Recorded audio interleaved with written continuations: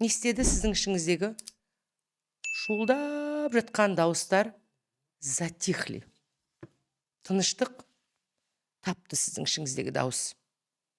Как только сіз өзіңіздің ішіңіздегі назарыңызды өзіңізге бұрған кезде, яғни дыханияға бұрған кезде, сіздің ішіңіз тишинаға өтті. Содан кейін жан-жағыңызға қараңыз. Возвращайте себя настоящему моменту. Яғни жан-жағыңызға қараңыз. Назарыңыз дыханияда и жан-жағыңызға қараңыз. Дәл қазір ештеңке қиналатын ештеңке болып жатқан жоқ. Бұл өміріңіздің қайталанбайтын ғажап сәттерінің бірі. И сіз не істедіңіз? Тишинаға айналдыңыз. Осы қарапайым практиканы үнемі жасау арқылы сіз өзіңіздің ішіңіздегі жамбота Құдаймен подключайтесь. Қазір мен сіздерге чистое сознание дегеннің не екенін түсіндіріп беремін. Біз бала кезімізде чистое сознание болдық.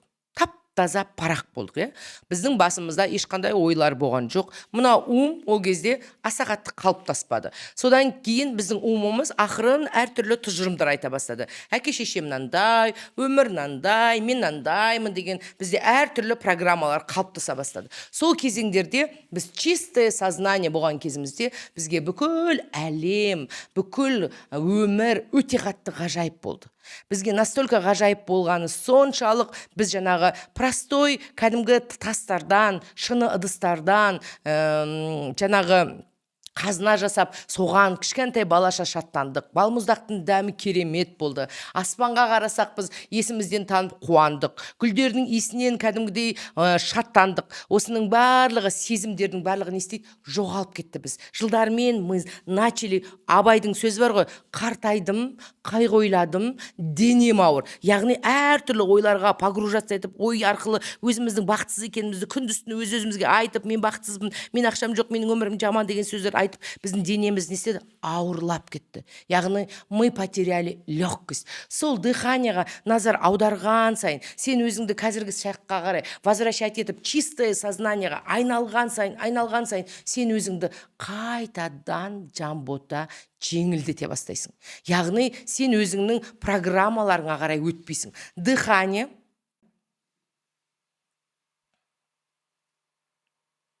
назарыңыз только сіздің деміңізде, табаныңыздың астын сезіңіз, арқаңызды сезіңіз, и жан-жағыңызға қараңыз. Дәл қазір асығатында, аптығатында, жанталасатында ештеңе жоқ. Дәл қазір сіздің өміріңіз өтуде. Ең құнды, ең маңызды, ең қайталанбайтын сіздің күндеріңіз өтуде.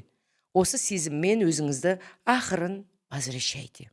Осы жаққа қарай қайтара бересіз.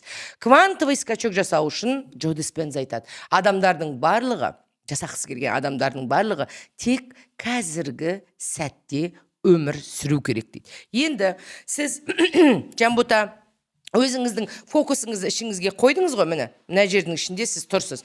Но өмірде әртүрлі маятниктер көп.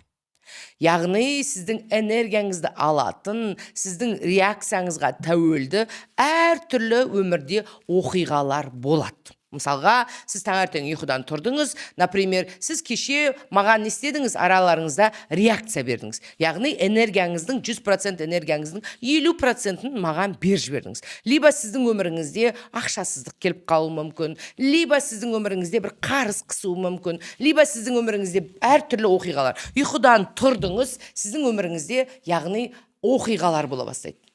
Неше түрлі. Сіздің сол оқиғаларға байланысты ішкі восприятие, реакцияңыз бар. Яғни мынау кезең жаман деп айтады. На самом деле жаман кезең жоқ. Мысалға, менің өмірімде, например, бір қарызға байланысты оқиға болды делік. Либо менің 2021 жылы кәдімгідей менің өмірімде, мысалға, не болды? 2021 жылы адамдардың тарапынан курсқа байланысты қарсылық болды делге. И менің умым айтады, все, бұл кезең жаман, значит, что я должна делать жаман болған үшін? Страдать должна. Все, жаман деген менің умыммен ұйғарым келді. Соған байланысты менің ішімде әртүрлі реакциялар бөлінеді да, мен ол оқиғаларға не істеймін? Страдать ете бастаймын. Мен бақытсызбын деп. Кейін уақыт өткеннен кейін, наоборот, ол менің өмірімдегі ең ғажап кезеңдерім болғанын, ол кезеңнен менің аларым көп болғанын, сол кезең керісінше мені өсіргенін уақыт өте келе ұқтық, я. Енді сіздің қазіргі үйренетін ең маңызды дүниелеріңіздің бірі, бірінші дыханиеңізға назар аударып өзіңізді возвращать қазіргі шаққа все время. Екінші дүние Жанбота, осы нәрсені терең ұқсаң, екінші дүние өзіңнің энергияңды әр нәрсеге бермеу, маятникке бермеу. Қызық айтайын мысалға. Например, кеше мен ұйқыдан тұрдым, и маған соттан извещение келген. Қарасам, мені айтпай қойын аты жөнін Қазақстандағы блогерлардың бірі сотқа беріпті. Ол сот вообще март айында болып кеткен. Мен даже білмеймін. Мен ол сотқа даже қатыспағамда, я. И маған судебный исполнительден извещение келіп тұр. Таңертең шайымды ішіп отырғам. Яғни, сізді осылай соттан жеңілдіңіз, и сіз за моральный ущерб па бір нәрсеге ақша төлеуіңіз керек деген не келіпті. Менің атымда 2 машина бар, 2 машина да арестқа қойылды деген маған не келіпті. Хабарлама келіпті сот орындаушысынан. Яғни, сол моментте я могу ол оқиғаны не істеуге әр қарай оның шиырлатып, оны әр қарай күшейтіп жіберуге болады. Либо мен оған реакция бермеймін. Реакция бермеу деген не? Қабылдау. Я принимаю, значит, солай болу керек шығар. Яғни мен істедім, қабылдадым. Қалай болғанда да, егер төлеу керек болатын болса ақшаны төлеймін, либо мен олмен қайтадан соттасам ба деп, мен спокойствиеде отырдым. Сол үшін отырғаннан кейін, енді мен сот орындаушыдан сумманы сұрайын деп звондасам, ол айтады маған, сіз иініңізді жіберіңіз, мен қазір қолым тимей жатыр, бір нәрсе, яғни ол маған сумманы айтпайды. Сосын қандай сумма болса да көрем дедім да, мен істедім. Кәдімгідей медитация кірдім. Ана оқиға менің ішкі тыныштығымды не істеу керек? Алмау керек. Яғни, ол оқиға өмір бітті, йо-майо деп. Потому что менің кешегі барынша негізгі фокусым тек қана Жанботалар сендерге бұрылу керек. Мен осы 3 күнді әдейі освобождать етіп алам. Өйткені 3 күн бойы назарымды тек қана сабақтың қатысушыларына бұрамын, соларға энергичный болып отырамын, фокусымды бұрам деп отырам, я. Ал мен не істеп тұр, фокусым уже ан жаққа қарай кетуі мүмкін. Кешке жақын я мен жындануым мүмкін, оған реакция бөлу мүмкін, ашулану мүмкін. Кешке жақын сол ашуланған күйінде сіздерге сабақ беру мүмкін да.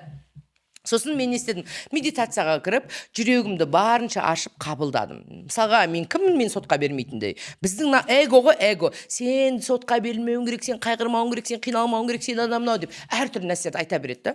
И оған подаваться етпейін деп, ішкі тыныштықты алып болып медитациядан шықсам, маған сот орындаушының помощницасы звондаған екен. Я сөйлестім. Сіздерге осылай мен әлі білмей тұрмын. Дальше соттасам ба, либо осы оқиған ішкі үнімді тыңдасам, ішкі үнім айтады. Ақшасын бере сал да, шеше сал. Справедливость дейтін кезеңдер болады. Если менің ішімнен ойбай справедливость барда соттас дейтін болса, онда ол нәрсеге баратын. Менің ішім молчак, ішім айтады, ақшасын берді, забудь, потому что фокусыңды сабаққа қатысушыларға қой дейді. И звондайды, сосын мен айтам, Жанбота, қанша сумма мен білейін дедім десем, представляете, когда мен ішімде реакция бермеген кезімде, ол сумма небәрі 200 мың теңге болып қалды.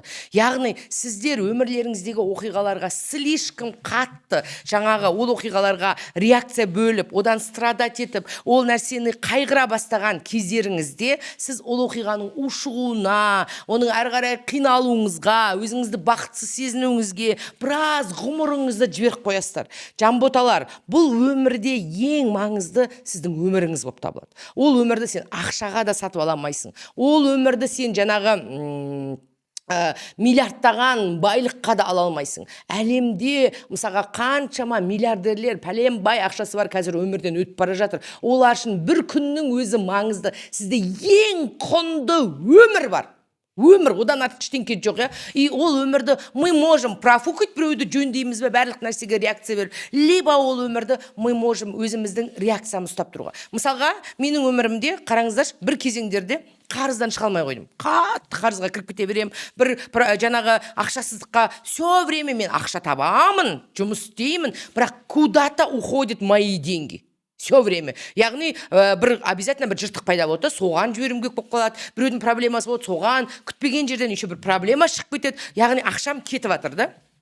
И мен ішімде сол кезеңдерде өзімнің өміріме деген қарсылық қатты пайда болды. Я не істесем екен, на проблемалардан қалай шықсам екен. Яғни мен не істеп жатырмын? Қайғырып, мына болып жатқан қарыз оқиғасына ішкі реакциямды беріп жатырмын. Мен энергиямды беріп жатырмын. Яғни оған байланысты страдаю. Соған байланысты не істеп жатыр? Қарыздан шиырлап шыға алмай жатырмын. Сол кезеңдерде, я не знаю, каким путем менің басыма үлкен осознание келді күндердің күнінде. Мен өз өмірімді қарызымен де, проблемасымен де қабылдаймын. Егер менің ғұмырымның соңына шейін қарыз жабатын ғұмыр берген болса, Алла тағала, я люблю эту свою жизнь. Я теперь перестану нахрен от этого страдать дедім. Все, қарызға байланысты, яғни ақша төлей бергенге, ақшасызға кіріп кеткен, ақшасыз өмірді де жақсы көріп үйренемін дедім. Я принимаю. Егер маған ғұмырымда танымал болу, ақша табу, либо жаңағы бұйырмаған болса, я принимаю. Все, мен реакция бермеймін деген кезде не істеді? Ситуация рассосалась. Өйткені задеть нечего. Брать нечего. Алатын ештеңке жоқ деген сөз. Сен анаған берген сайын сені маятниктер не істейді? Задевает. Өйткені сен энергия беріп тұрсың, анаған беріп тұрсың, мен бейшарамын дегенге беріп тұрсың, мен байқұспын дегенге беріп тұрсың. Яғни сондықтан мен үнемі айтам да, мысалға адамдарға, самый лучший учитель, какой учитель? У которой внутри тишина, он не реактивный, у него внутри спокойствие все время. Яғни ішкі океанын не істейді? Оның алу мүмкін емес оны. Оны любой, мысалға адамдардың өте қатты надандығын, ауыр болса да айтайын, осы сөзді, надандық деген оқымаған адам, өзін дамытпайтын адам, өмірдегі ең үлкен грех надандық болып табылады. Ең үлкен грех. Представьте себе, адам өлтіруден де жоғары, надандық. Енді сіз қараңыз, адамдардың ең үлкен жаңағы надандығының бір бөлшеткіші, өйткені барлық нәрсеге реакция бере береді. Біреу инстаграмда жамандап бітті, 7 күн қайғырады. Біреу бір нәрсе оқып, 30 күн қайғырады. Өзінің энергиясын барлығын естейді, шашып жібереді. Сондықтан сіздер бүгіннен бастап кәдімгідей осы жерде үйренетін четкий квантовый скачок жасау үшін ты должен быть целостным. Ішіңдегі энергияңды сен тек қана неге бересің? Страданияға емес, позитивқа. Ты уже неге бересің? Созиданияға. Яғни өсуге, өзіңнің жұмысыңа, жарқын өміріңе. Ты не хочешь, я достаточно настрадалась. Я не хочу больше на это реакция беруге. Өмірде мен сіздерге айтайын, жамботалар, сіздердің барлықтарыңыз осы жерге кеп тұрған кезде ойлайсыздар, Мақпал Қаратайдың өмірінде проблема жоқ. Нифига. Миллион проблем күнде. Просто мои отношения к проблемам что? Поменялись. Яғни, любой проблема сені сындыра алмайды. Любой проблема сені өмірден базгештіре алмайды. Күнде менің өмірімде, даже қазірдің өзінде технический проблема болып қалды. Күн сайын кездеседі менің өмірімде проблема. Я себя не отдаю к этому. Қабылдаймын. Любой нәрсе келген кезде мен бірінші айтатын сөзім қабылдаймын. Технический болып қалды ма? Қабылдаймын. Кіммін мен? Ақша всегда түсе беретін. Кіммін мен? Все время менің өмірімде страдание болмайтындай. Кіммін мен? Мені біреу сотқа бермейтіндей. Кіммін мен? Өмірімде қиындық болмайтындай. Кіммін мен? Инстаграмда, сабағымда оқушыларым шығып, маған қарсы шықпайтындай. Я никто. Я душа. Я никто. Шықсын, пожалуйста, принимаю. Просто дұрыс бағытқа жіберіп қоямын, жамботалар түсінсін деп. А так, ол нәрсеге реакция бермеймін, жамботалар. Сондықтан әрқайсыңыз өзіңіздің реакцияңызды қолыңызға алған кезде, сіздің жаңағы өмірдегі ситуацияларға, маятниктерге бермеуді үйренген кезіңізде, барлық ситуацияларды қабылдап үйренген кезде цеплять-то нечего болады. Сізді алатын ештеңке жоқ деген сөз. Сондықтан осы нәрсені үйрендіңіздер.